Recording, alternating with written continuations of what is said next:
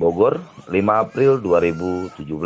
Direktorat Kajian Strategis dan Kebijakan Pertanian IPB Bogor menggelar acara pelatihan budidaya butternut squash dan kedelai edamame di kebun percobaan Direktorat KSKP IPB di Desa Taman Sari, Kecamatan Taman Sari, Kabupaten Bogor.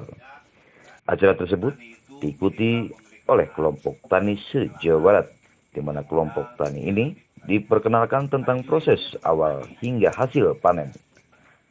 KSKP IPB fokus pada pengembangan lahan non-produktif menjadi lahan produktif sehingga menghasilkan nilai yang ekonomis.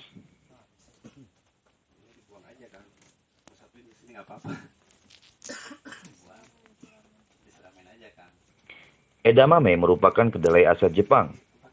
Saat ini, jenis kacangan tersebut menjadi konsumsi cemilan yang mempunyai kandungan protein lengkap. Budidaya edamame sebenarnya relatif tidak sulit. Secara umum, hampir sama dengan kedelai, sedangkan butternut squash ini sejenis labu dengan rasa lebih manis dan lebih pulen. Biasanya, buah ini ditanam di Eropa. Unsur makanannya masih ada, jadi pada saat dia 2 hari 3 hari dia masih pakai makanan di sini. Ini yang saya tadi dikasih di sana itu, box itu, jadi tinggal tanam aja di sini. Nah, kita tutup aja di sini kan.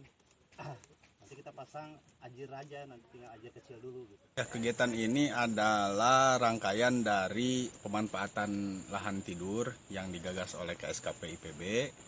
Nah, sekarang kita fokus pada produk-produk yang memiliki nilai ekonomi tinggi, kemudian nilai pasarnya juga sudah jelas, sudah pasti gitu ya, yaitu butternut squash dan kedelai edamame.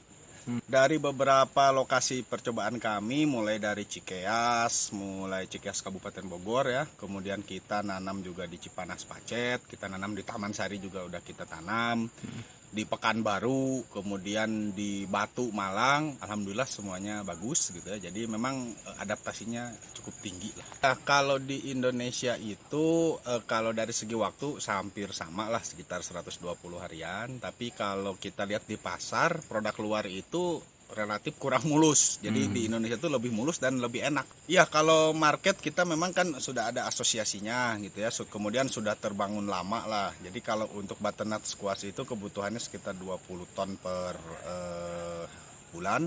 Itu permintaan ya? Permintaannya, dan masih jauh lah kita bisa mencukupi itu.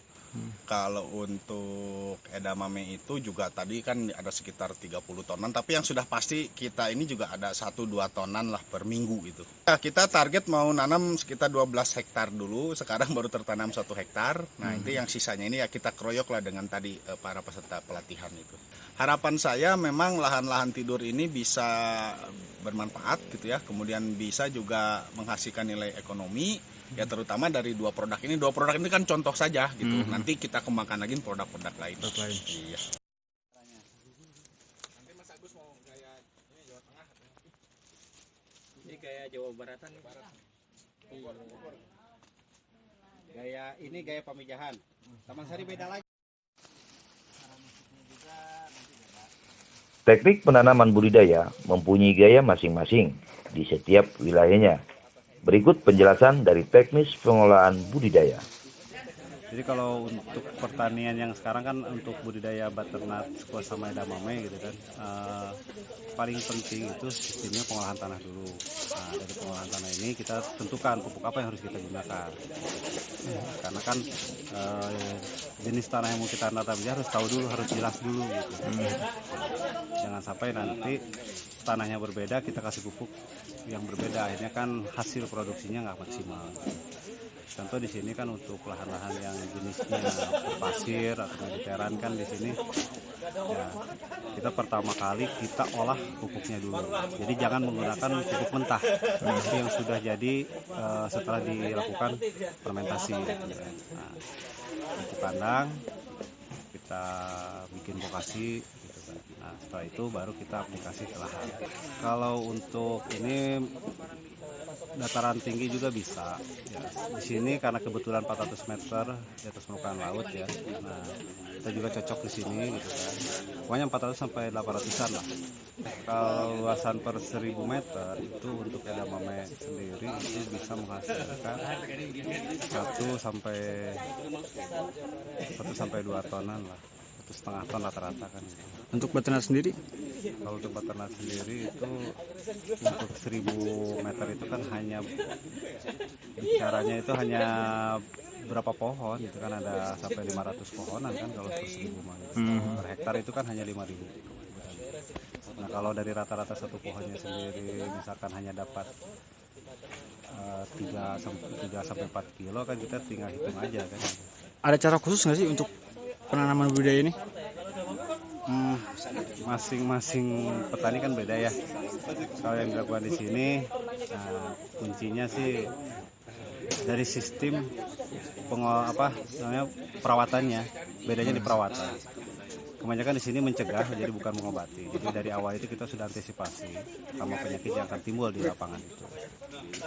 Saya sendiri kemarin tuh ngembangin ini kita pakai polybag, kita di polybag, kita udah pernah panen menggunakan polybag. Kalau yang di sini saya ini dua kali panen di sini. Gitu kan. Hasilnya bagus ya? Maksimal lah, gitu. Sesuai standar yang dibutuhkan.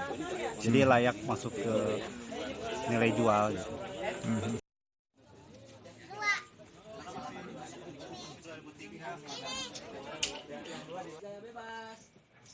Dari Taman Sari, Kabupaten Bogor, Ajis Emil, Info Desaku melaporkan.